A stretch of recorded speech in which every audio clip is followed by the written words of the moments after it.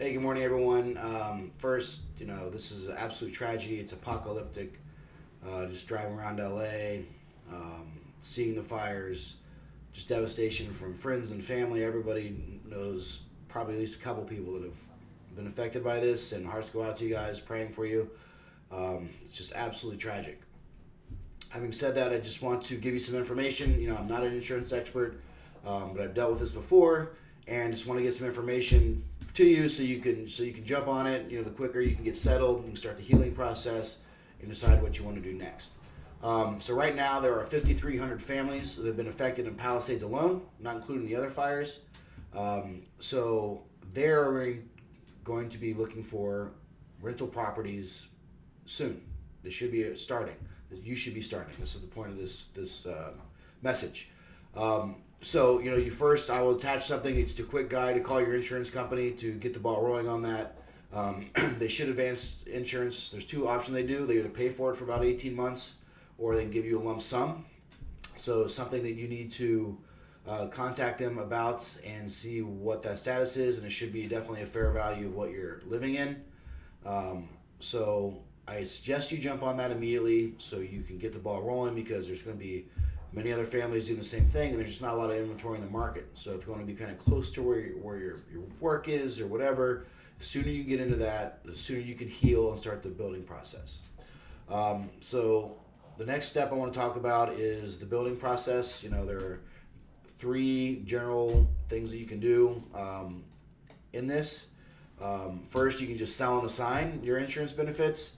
That is probably the lowest financial option for you. So you have that option. That's option one. Option two is to get insurance, pay out, and sell for land value. That also will take some time.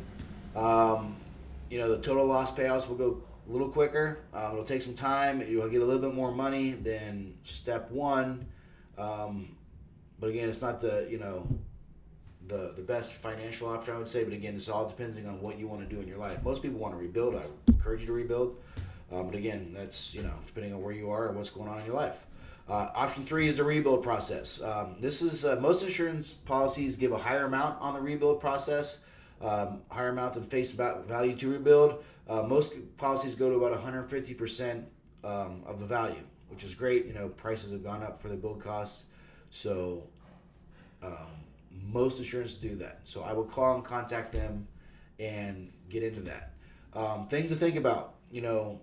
When you are getting your insurance for your rental property, if they're renting up to 18, giving you money up to 18 months.